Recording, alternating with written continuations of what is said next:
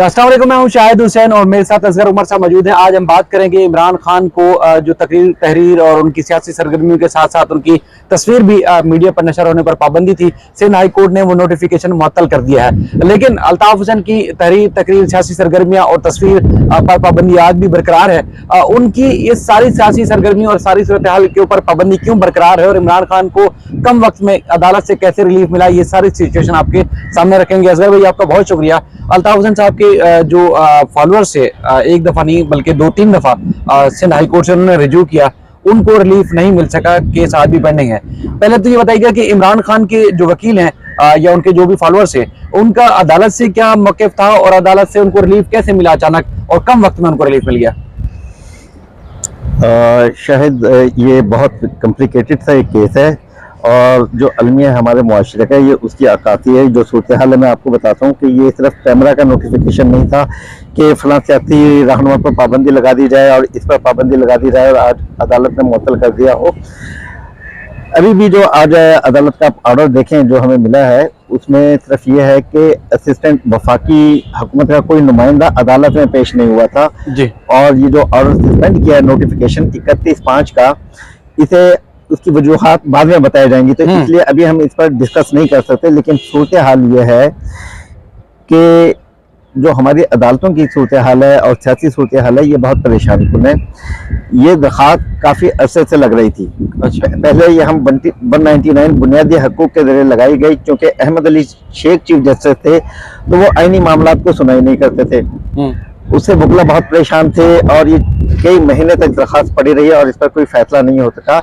इस पर बैरिस्टर अली ताहिर साहब ने और फिर जब देखा कि जज बदल जाने के बाद भी नए चीफ जस्टिस जो हैं उन्हें भी कायम मुकाम रखा है। अदलिया का क्या मामला है कि सिंध हाई कोर्ट में जब भी आ रहे हैं दो इरफान सादत साहब भी और मौजूदा जो है चीफ जस्टिस, ये दोनों कायम मुकाम चीफ जस्टिस हैं, इन्हें मुस्तकिल चीफ जस्टिस नहीं किया जा रहा। और हम ये देखते हैं कि चीफ जस्टिस की अदालतों में आजकल बहुत कम केसेस सुने जाते हैं। वो वकला के साथ ताल्लुकात, जो पहले ये था कि अहमद अली शेख से वकला की सुनते नहीं थे और अब वकला को इतना सुना जाता है कि केस निकल जाता है, 15-20 से ज़्यादा केसेस नहीं होते, तो इसलिए लोग बहुत ज़्यादा परेशान हैं।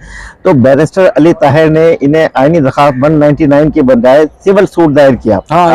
सिंगल बेंच में खेला और इसमें आप ये देखें कि सरकारी वकीलों का रवैया उससे अलमनाक है कि 3 मरतबा कल आवाज़ें लगाई गई कि डीएजी पेश हो, वफाक का कोई नुमाइंदा पेश हो, लेकिन वो पेश नहीं हुए। जब ऑर्डर हो गया और खबरें इधर उधर पहुंची, पैमरा के लोग भी आए और ये तमाम आया, तो फिर बाद में एक सरकारी वकील पेश हुआ जी, मैं दूसरी अदालत में मसरूफ था, तो उन्हें केसेस की अहमियत का नहीं पता, प्रायोरिटी कुछ भी नहीं है यहाँ पर, पूरा एक सिस्टम जो है वो तबाह है। तो असल में एक चीज और भी तो आप उसमें अगर थोड़ा सा आप अज्यूम करें कि मिसाल के तौर पर इस नोटिफिकेशन के दिफा में वफाकी हुकूमत के पास, पैमरा के वकील के पास कुछ मवाद नहीं था, इसलिए वो अदालत में पेश होने से अवॉइड कर रहे थे कि अदालत इस तरह एक तरफा फैसला नहीं करेगी। उनका तो ये शिकवा है कि अदालत ने उनको सुना नहीं और उनका जो नोटिफिकेशन था पैमरा का वो मुअत्तल कर दिया। लेकिन मुमकिन है कि उनके पास दिफा में कोई मवाद ही ना हो, इसलिए अदालत में पेश होने से अवॉइड कर रहे हो।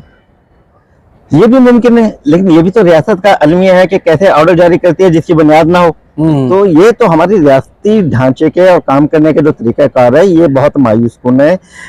हमारी तशवीश इसी पर है कि जो कौम के टैक्स पेयर हैं, इतने बड़े बड़े अफसरान जो रखे जाते हैं ग्रेड 20 के, पैमरा में भी रख लिए गए और यहाँ पर अटॉर्नी जनरल ऑफिस में भी है, एक फौज रेफर मौज लगी हुई है, लेकिन वो पेश नहीं होते या उनके पास ग्राउंड नहीं होता वक्त इस्तेमाल करने के लिए या मकासद हासिल करने के लिए फौरी एक नोटिफिकेशन जारी कर दिया जाता है। उस नोटिफिकेशन की हमायत में उसका क्या मवाद है वो उनके पास होता नहीं है। अच्छा, अब जैसे आपने ये कहा कि अल्ताफ हुसैन के मुतालिक ये क्यों नहीं है, ये इन्होंने 31 मई का एक ऑर्डर किया है, कोई नेम स्पेसिफिक नहीं था, उनका ये कहना था, कुछ एजेंसी का, कुछ अदारों का ये कहना था पैमरा को, क्योंकि 9 मई में रियासती अदारों के खिलाफ सरगर्मियाँ की गई, तो इसलिए उनको ग्लोरीफाई ना किया जाए, उन्हें कवरेज ना दी जाए और ये देखकर जो है टीवी चैनल और मीडिया हाउसेज अपने पॉलिसी बनाए, जिसकी वजह से जो उन केसेस में नामजद हैं उनकी कवरेज पे पाबंदी थी, अब वो कवरेज हटा दी गई है। लेकिन जब अल्ताफ हुसैन का मामला आता है तो मेरा वकला, प्रोफेशनल वकला यहाँ नहीं आ रहे हैं। अब मेरा इस सवाल भी आपसे ये था कि देखिए यहाँ पर जो इनका एक दरखास्त थी उसके जो मतन है और अदालत का तहरीरी हुक्मनामा उसका मतन मैं आपके सामने रखता हूँ। लेकिन यहाँ बुनियादी मामला ये है कि अल्ताफ हुसैन साहब की पार्टी को या अल्ताफ हुसैन साहब को भी तकरीबन लगभग उन्हीं मुश्किलात का सामना है सियासी तौर पर जिन मुश्किलात का इमरान खान या उनकी पार्टी को सामना है। तो यहाँ पर उनके साबिक मैंने ने भी अल्ताफ हुसैन की तकरीर पर पाबंदी हटाने के हवाले से दरखास्त दायर की, फिर आपने देखा कि आफ्ताब बकाई साहब ने भी दरखास्त दायर की, और एक शायद एक और भी आए थे, 3-4 दरखास्तें मुख्तलिफ औकात में दायर की गई, लेकिन उनको रिलीफ नहीं मिला। तो बुनियादी दोनों में फर्क क्या था? देखिए, वो जो MNA आए थे उनके बेटे को भी डिटेन भी किया गया, उन्हें रखा गया, उन पर तशद्दुद हुआ, यह एक अलग बात है। लेकिन उनके वकील ने कितना प्रोफेशनली बिहेव किया, क्या पटिशन दायर की, इसके मामले पे ये कमजोरी है अल्ताफ हुसैन की कि उनकी नुमाइंदगी कानून के मुताबिक वकला नहीं कर पा रहे हैं भरपूर तरीके से। एक MNA आया, वो मीडिया के लिए आए या क्या थी, वो कानूनी नुकात क्या रखें अदालतों के सामने, ये उन्हें मुश्किल थी। और आज भी हम ये कह रहे हैं कि अदालती बुनियाद पर कानूनी नुकात पर फैसला नहीं हुआ है, बल्कि सरकारी वकील की गैर मौजूदगी पर 3 मरतबा कॉल की गई, आवाजें लगाई गई। अच्छा, जो इमरान खान का फैसला है वो मेरिट पर, केस के मेरिट पर फैसला नहीं हुआ ये, लेकिन ये वकील की मुस्तकिल मिजाजी है कि वो पहले 2 रुकनी बेंच के तहत बुनियादी हकूक के तहत आया, जब उसे वहां से रिलीफ नहीं मिला वो दूसरी तरफ आया, क्योंकि एक प्रोफेशनल वकील को उसकी बार की हमायत हासिल है, उसके पीछे एक पूरा सिस्टम है, क्योंकि वो प्रोफेशनली आ रहा है। लेकिन एक शख्स मीडिया ट्रायल के लिए अगर कोई आ जाए, आफ्ताब बकाई साहब को हमने अदालत में देखा, वो इस उम्र के थे कि उन्हें जजों के अल्फाज सुनना मुश्किल थे और वो सिर्फ अपनी बात कहे चले जाते थे। जो कोर्ट ऑर्डर भी देती थी वो उसे सुन नहीं पाते थे कि उस डायरेक्शन को कैसे किया जाए, तो उसे फिर डिसमिस करने के अलावा कोई चारा नहीं था। तो अल्ताफ हुसैन साहब को जो भी है कि उनके अगर कोई वकील हैं जिनको उन्होंने कभी सेनेटर बनाया था, कभी MNA बनाया होगा, एक फौज जफर मौत थी उनके पास भी, एक लगा हुआ था, पूरा शहर कराची उनका होता था, हुक्म चलता था। तो अब वो उन वकला को कहें कि फॉलो करें, लेकिन उनके वकला गायब हो गए, दूसरी पार्टियों में चले गए। जो धड़ेबंदी हुई है वो बहुत ज्यादा खौफनाक है, जिसकी आपस की लड़ाई क्या नुकसान उनको हो रहा है अल्ताफ हुसैन को, और इमरान खान को जो फायदा हो रहा है कि वो उनके वकला फील्ड में बिल्कुल आप बिल्कुल वो हर महाज में मुकाबला कर रहे हैं। वैसे एक आम तासुर भी है, बल्कि जो अल्ताफ हुसैन साहब के जो व्यूअर्स हैं, फॉलोअर्स हैं, बल्कि वो भी जब आते हैं कमेंट करते हैं, वो कहते हैं जी अल्ताफ हुसैन ने जिसको पहचान दी उन्होंने अल्ताफ हुसैन को पहचानने से इनकार कर दिया। तो सूरत हाल काफी गंभीर है। अच्छा सर, चूंकि वक्त की कमी की वजह से हम कोशिश करते हैं कि दरखास्त का मतन क्या था, आप लोगों को एक बात समझ आ जाए कि जैसे असगर भी बता रहे हैं कि टेक्निकल किन बुनियादों पर उनको फायदा हुआ। आईनी दरखास्त दायर की थी उसी नौयत की जिस तरह अल्ताफ हुसैन साहब की तरफ से या उनके फॉलोअर्स की तरफ से 3 दरखास्तें दायर की गई। उसमें इमरान खान के जो फॉलोअर्स से उनको रिलीफ नहीं मिला, तो उसके बाद उन्होंने सिविल सूट दायर की, जो कि 2 रुकनी बेंच के बजाय सिंगल रुकनी बेंच समाअत करता है। उसमें बैरिस्टर अली ताहिर जो थे वो वकील थे PTI के कारकुन तमास अली खान की तरफ से।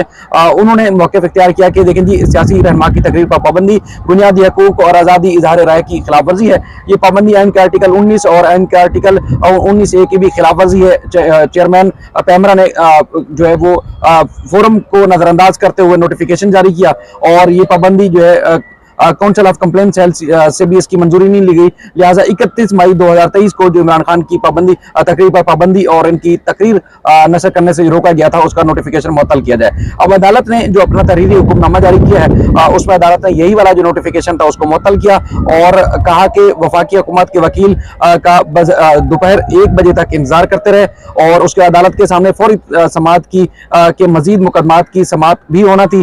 पैमरा के नोटिफिकेशन की मुअत्तली की वजूहात बाद में जारी की जाएंगी। ऑर्डर करने के बाद assistant attorney general GM Bhutto अदालत में पेश हुए और असिस्टेंट अटॉर्नी जनरल ने अदालत को बताया कि वो दूसरे बेंच में मसरूफ थे।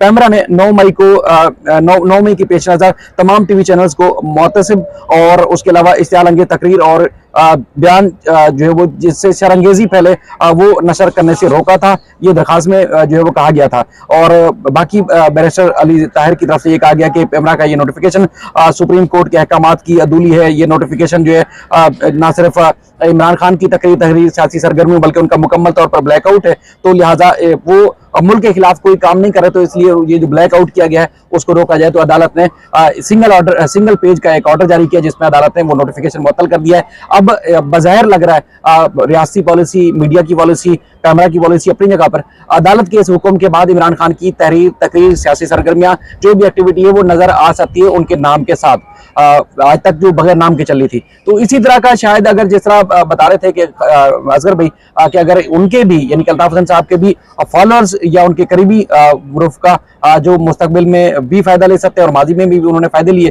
तो वो कानूनी चारा जो इख्तियार करें तो बुनियादी तौर पर उनको भी इस तरह का रिलीफ मिल सकता है। मजीद हम कुछ तफसीलात आगे वीडियोस में रखेंगे, जिसमें मैंने आपको बताया था कि एक बड़ा स्टेप MQ लंदन की तरफ से खेलने की कोशिश की जा रही है। शायद आने वाले दिनों में आपको खबर लंदन से मिले या पाकिस्तान से मिले, लेकिन एक खबर मिलेगी। अपना ख्याल रखिएगा। अल्लाह हाफिज।